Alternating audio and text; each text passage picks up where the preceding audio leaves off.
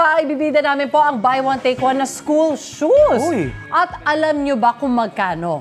For 800 pesos lang, 2 pares na yan. Sulit ang babayad mo dyan. Galing, Yan ang ah. UH Balik Eskwela Finds na hindi nyo dapat palampasin. Balikan natin si Miss Maris sa Marikina para dyan. Miss Maris! Hi, Mars!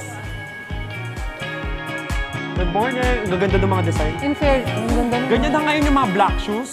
Mga kapuso, narito pa rin po tayo ngayon sa Shoe Capital of the Philippines dito po sa Marikina at isa po ito sa mga pinakamalalaking shoe factories dito po sa lungsod.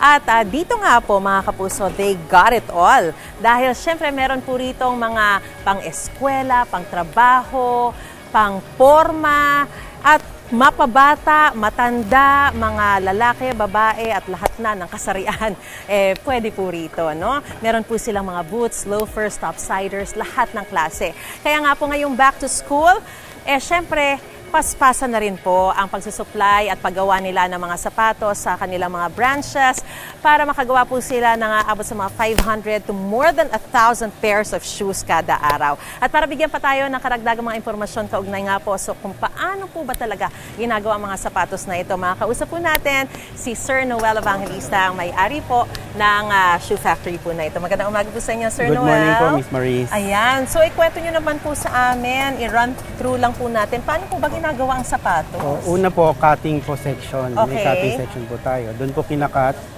inaano po yung mga materyales. Pangalawa, mga meron katulad po marking. niyan. Opo, doon sa marking po, doon po minamark yung mga kung saan ididikit nyo po yung mga parts ng sapatos. Pangatlo po, yung skiving. Doon po nagpapanipis ng mga balat para po doon sa mga patungan o doon sa mga topian po. Tapos pagdating po dito po sa Dito sa portion na to? Sa portion na po to. Ito na po yung upper making section na. Upper making. So, ito yung nakikita ko. Kasi parang gusto ko pong subukan Oh, tong sige. upper making na Sige ito. po. Ayan, kasama po natin dito si Ate Arlene, no? Ate, parang kanina po kasi pinapakita sa akin ni Ate Arlene kung paano gawin tong upper making. So, okay. Sisiguraduhin ko po na talagang dekalidad pa rin to at hindi kayo malulugi pag sa sapatos po na ito ang inyo pong mabibili na gawa ko.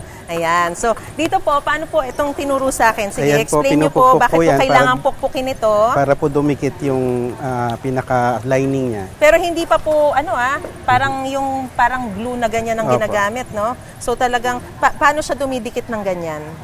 Pinapahiran po yun ng kamay. Ito, Opo. yung material po niya. Material, Yan. So, opo. pinupukpok po natin yan. Pero hindi po to basta-basta Matatanggal. Dahil may kasama pong tahi pa po yan. Ayan. So, para makumpleto tong portion na to, gugupitin ko na rin po rito, ha? Okay, so yan. Maganda po itong gawa ko, itong bilhin nyo. Ayan.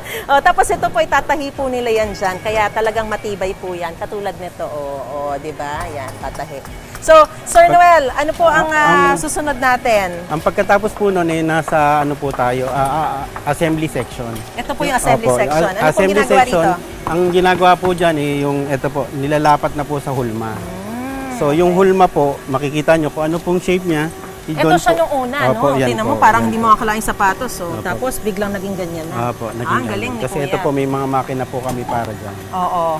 Alright. So, pagkatas po nun, Pagkatapos po yan, iikot po yan, may conveyor po kami.